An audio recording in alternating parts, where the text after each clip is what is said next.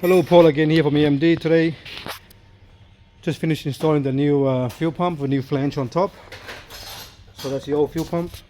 Okay, I've got this new fuel pump installed already.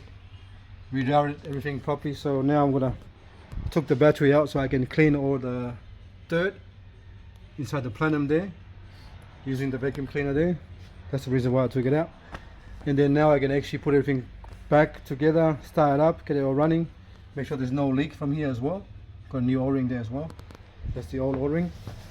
That's the old covering, and that's the old flange. That's the old pump.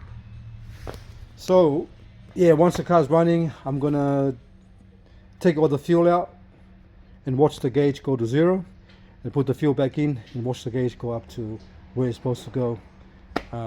That way I can tell the float is working and not getting stuck on the pipes or the wiring inside the actual fuel tank.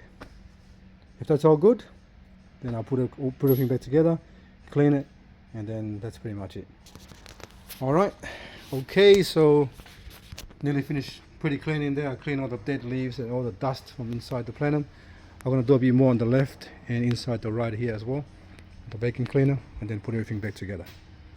Okay, thanks for watching and please subscribe.